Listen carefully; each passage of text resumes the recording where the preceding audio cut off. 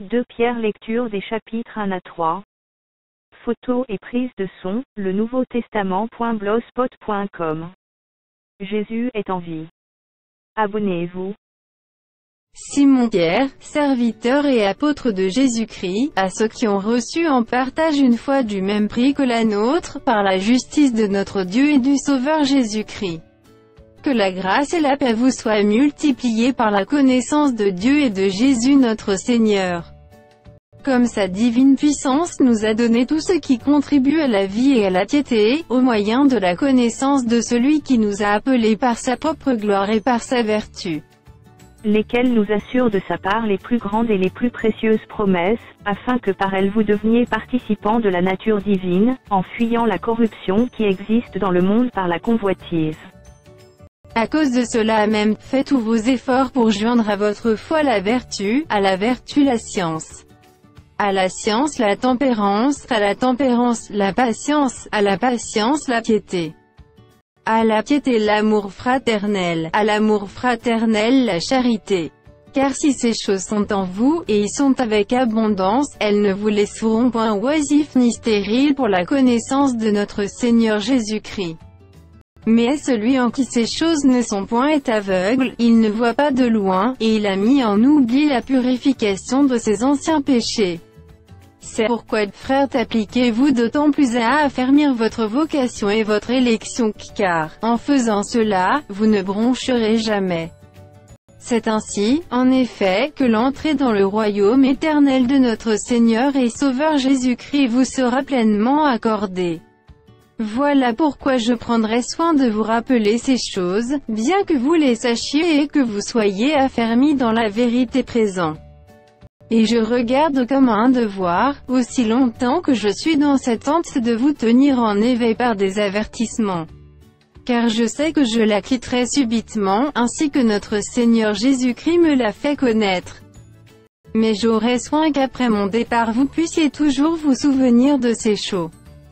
Ce n'est pas, en effet, en suivant des fables habilement conçues, que nous vous avons fait connaître la puissance et l'avènement de notre Seigneur Jésus-Christ, mais c'est comme ayant vu sa majesté de nos propres yeux.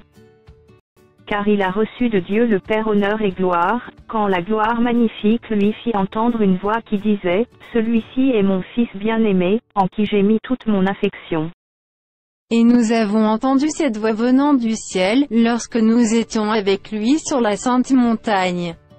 Et nous tenons pour d'autant plus certaine la parole prophétique, à laquelle vous faites bien de prêter attention, comme à une lampe qui brille dans un lieu obscur, jusqu'à ce que le jour vienne apparaître et que l'étoile du matin se lève dans vos cœurs. Sachant tout d'abord vous-même qu'aucune prophétie de l'Écriture ne peut être un objet d'interprétation particulière. Car ce n'est pas par une volonté d'homme qu'une prophétie a jamais été apportée, mais c'est poussé par le Saint-Esprit que des hommes ont parlé de la part de Dieu. Il y a eu parmi le peuple de faux prophètes, et il y aura de même parmi vous de faux docteurs, qui introduiront des sectes pernicieuses, et qui, reniant le Maître qui les a rachetés, attireront sur eux une ruine soudaine. Plusieurs les suivront dans leur dissolution, et la voix de la vérité sera calomniée à cause d'eux. Par cupidité, ils trafiqueront de vous au moyen de paroles trompeuses que menace depuis longtemps la condamnation, et dont la ruine ne sommeille point. Car, si Dieu n'a pas épargné les anges qui ont péché, mais s'il les a précipités dans les abîmes de ténèbres et les réserve pour le jugement. S'il n'a pas épargné l'ancien monde, mais s'il a sauvé Noé, lui huitième, ce prédicateur de la justice, lorsqu'il fit venir le déluge sur un monde impie. S'il a condamné à la destruction et réduit en cendres les villes de Sodome et de Gomorrhe, les donnant comme exemple aux impies à venir.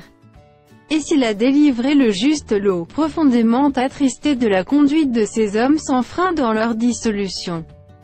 Car ce juste qui habitait au milieu d'eux tourmentait journellement son âme juste à cause de ce qu'il voyait et entendait de leurs œuvres criminelles. Le Seigneur sait délivrer de l'épreuve les hommes pieux, et réserver les injustes pour être punis au jour du jugement.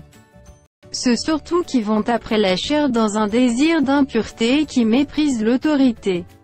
Audacieux et arrogants, ils ne craignent pas d'injurier les gloires. tandis que les anges, supérieurs en force et en puissance, ne portent pas contre elles de jugement injurieux devant le Seigneur. Mais eux, semblables à des brutes qui s'abandonnent à leur penchant naturel et qui sont nées pour être prises et détruites, ils parlent d'une manière injurieuse de ceux qui l'ignorent, et ils périront par leur propre corruption, recevant ainsi le salaire de leur iniquité. Ils trouvent leur délice à se livrer au plaisir en plein jour, hommes tarés et souillés, ils se délectent dans leur tromperie, en faisant bonne chère avec vous. Ils ont les yeux pleins d'adultère et insatiables de péché, ils amorcent les âmes mal affermies, ils ont le cœur exercé à la cupidité, ce sont des enfants de malédiction.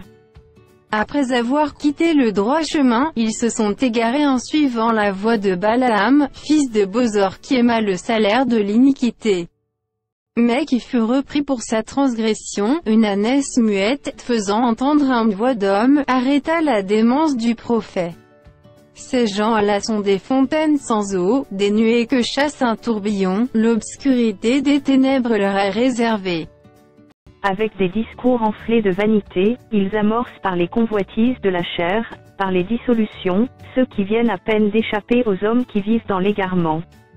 Ils leur promettent la liberté, quand ils sont eux-mêmes esclaves de la corruption, car chacun est esclave de ce qui a triomphé de lui. En effet, si, après s'être retirés des souillures du monde, par la connaissance du Seigneur et Sauveur Jésus-Christ, ils s'y engagent de nouveau et sont vaincus, leur dernière condition est pire que la première.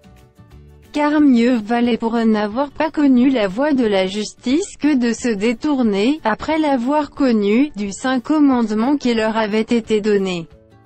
Il leur est arrivé ce que dit un proverbe vrai, le chien est retourné à ce qu'il avait vomi, et la truie l'avait s'évautré dans le bourbier.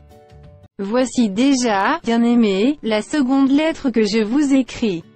Dans l'une et dans l'autre je cherche à éveiller par des avertissements votre saine intelligence, afin que vous vous souveniez des choses annoncées d'avance par les saints prophètes et du commandement du Seigneur et Sauveur, enseigné par vos apôtres.